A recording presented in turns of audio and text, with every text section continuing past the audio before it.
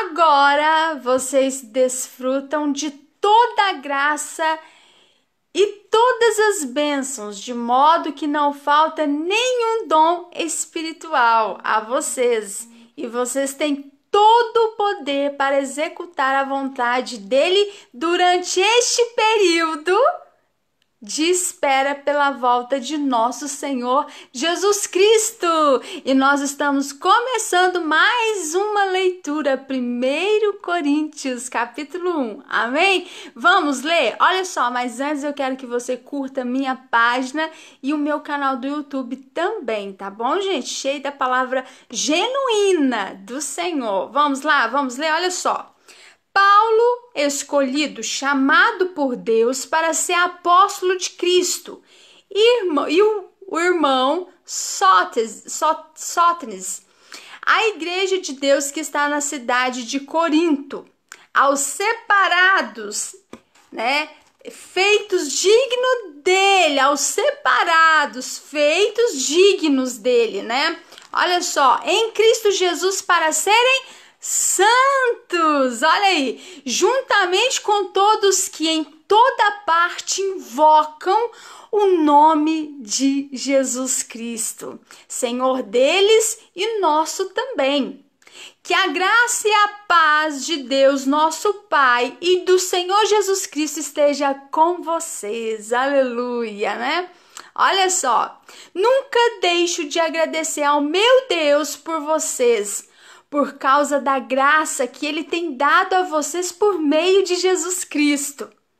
Ele os enriqueceu em tudo e os ajudou a testificar dele. Olha só que interessante, Olha só, Ele os enriqueceu em tudo e os ajudou a testificar dele, Olha aí, e deu-lhes uma compreensão total da palavra.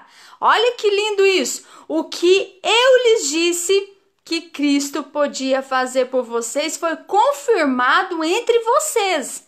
Agora vocês desfrutam de toda a graça e todas as bênçãos, de modo que não falta nenhum dom espiritual a vocês. E vocês têm todo o poder para executar a vontade dele durante este período de espera pela volta do nosso Senhor Jesus Cristo.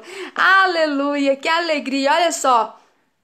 E ele garante até o fim que vocês serão considerados isentos de qualquer pecado ou culpa naquele dia, quando ele voltar. Olha isso, Ele garante, o Senhor Jesus garante. Certamente Deus é fiel, olha aí. Certamente Deus é fiel, Ele é fiel, E foi Ele quem os convidou a essa maravilhosa comunhão com seu Filho Jesus Cristo, nosso Senhor. Ai, glória a Deus. Queridos irmãos, suplico-lhes em nome do Senhor Jesus Cristo que parem essas discussões entre vocês, Tá falando que haja verdadeira harmonia, Que haja uma verdadeira harmonia, a fim de que não apareçam divisões na igreja. Eu lhes imploro que tenham o mesmo modo de pensar, unidos na mente e nas intenções. E hoje tá tão difícil, gente? Olha só, que tenham o mesmo modo de pensar. Tá todo mundo um pensando diferente do outro. Você chega no YouTube, um tá com uma teologia, o outro tá com outra teologia, Então, olha só, ele tá falando que vocês tenham o mesmo modo de pensar, unidos na mente e nas intenções. Olha só. Meus irmãos, alguns que moram na casa de Chloe me contaram a respeito das discussões e contendas entre vocês. Que feio, Olha aí. Contaram para Paulo. Olha só. Uns estão dizendo, eu sou seguidor de Paulo. Outros dizem que estão ao lado de Apolo. de Apolo ou de Pedro. E outros ainda, né, que só eles são os verdadeiros seguidores de Cristo. Olha só, por acaso Cristo foi dividido em várias partes? Ele está falando, né? Será que eu, Paulo, fui crucificado pelos seus pecados? Paulo está falando. Foram vocês batizados em nome de Paulo? Olha aí, dou graças a Deus por não ter batizado nenhum de vocês. Ele está falando, a não ser Crispo e Gaio, porque agora ninguém pode dizer que foi batizado em meu nome. Ah, sim, batizei a família de Estefanas, né? E não me recordo de ter batizado mais alguém, ele está falando. Pois Cristo não me enviou para batizar, mas para pregar o evangelho. E até minha pregação parece simples, tá vendo? Tem nada que ter teologia, o evangelho é simples, né? Poderoso. É você ler a palavra de Deus, desfrutar de cada bênção do Senhor aqui, guardar os princípios bíblicos para você não ser levado por vento de doutrina. É Bíblia, gente, é Bíblia, né? Então uns ficam falando, olha gente, imagina, tanta gente fica brigando por causa de placa de igreja não salva ninguém, quem salva é Jesus, né?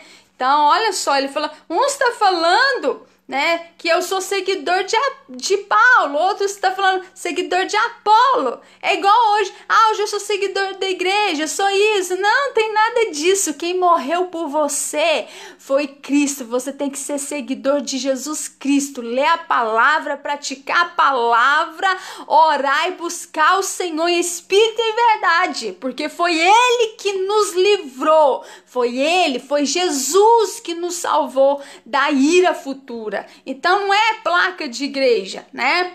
Olha só, vamos continuar aqui, ó.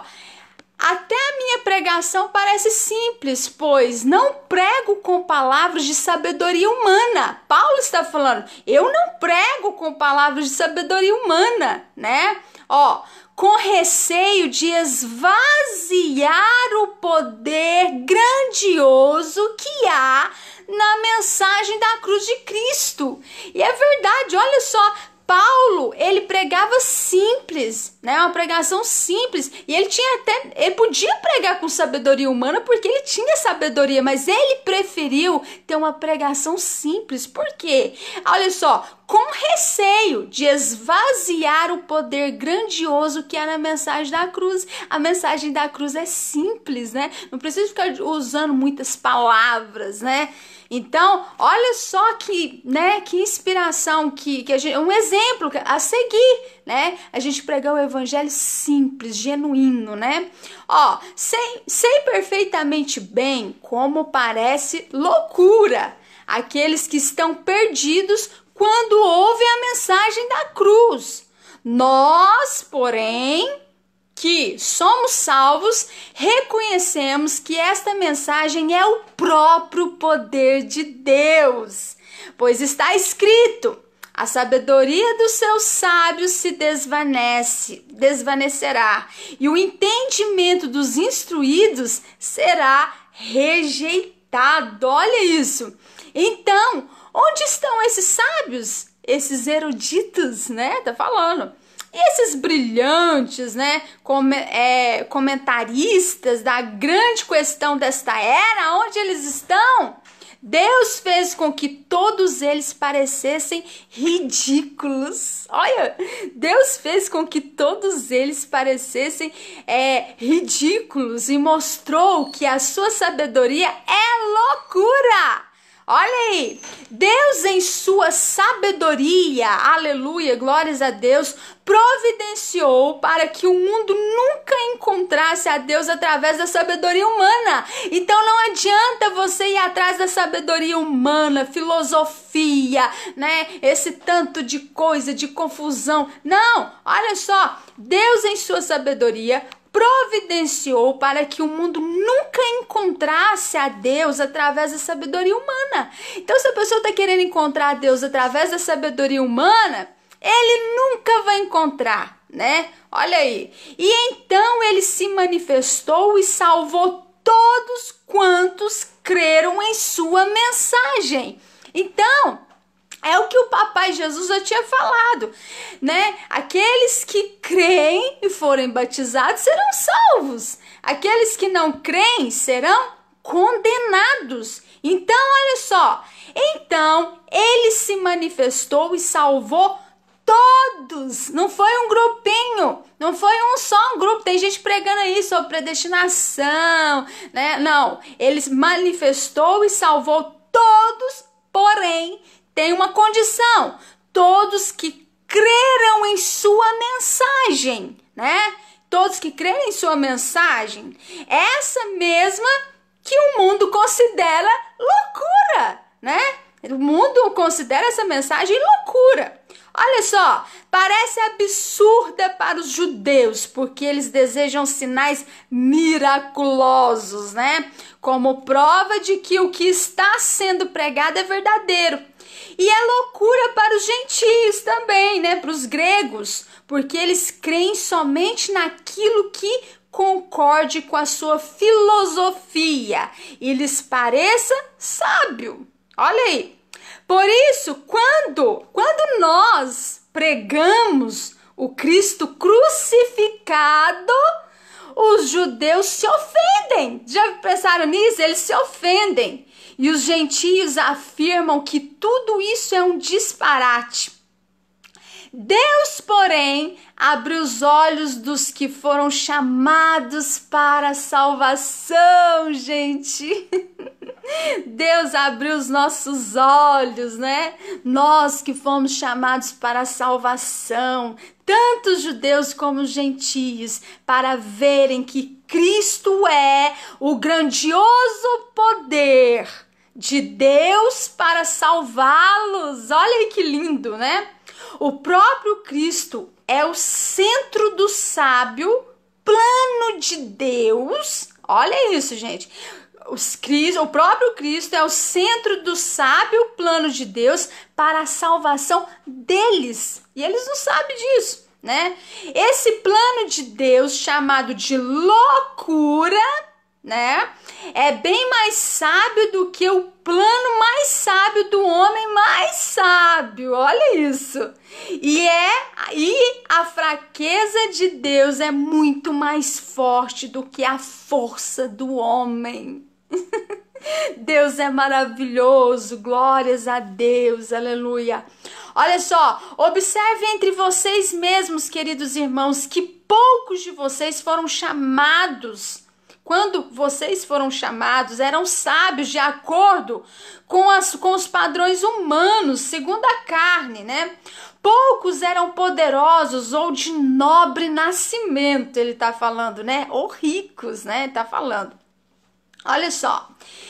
Pelo contrário, Deus deliberadamente escolheu valer-se de ideias que o mundo considera loucura para envergonhar aqueles indivíduos que o mundo considera sábios e grandes, e escolheu o que o mundo acha fraco para envergonhar o que é forte. Esse é o meu Deus. Ele escolheu o que é insignificante, né? E desprezado pelo mundo, e que não é levado em conta absolutamente para nada, né? E o utilizou para reduzir a nada aqueles que o mundo considera grandes demais, né? Oh, glória! Deus é maravilhoso. Para que ninguém, em parte alguma, se vanglorie, né? Possa gabar-se, né? Olha aí, para que ninguém, né, se vanglorie na presença de Deus, porque é exclusivamente por iniciativa de Deus que vocês têm essa vida por meio de Cristo Jesus. Olha, nós estamos, né, escondidos em Cristo. Olha só, porque é exclusivamente por iniciativa de quem? De Deus. É de Deus que vocês têm essa vida por meio de Cristo Jesus. Jesus se tornou sabedoria de Deus para nós. Olha aí, ou seja, justiça, santidade, que ele está falando, e salvação. Jesus tornou-se sabedoria de Deus para nós, os salvos, aqueles que Deus abriu os nossos olhos, né? Então, ou seja, justiça, santidade e salvação. Tal como se diz as Escrituras, se alguém quiser se gloriar, que se glorie somente no Senhor. Aleluia, gente, que alegria ler, né? Esse foi o primeiro capítulo de Coríntios. Que Deus possa te abençoar muito. E depois eu volto com o capítulo 2. Tchau, tchau, gente.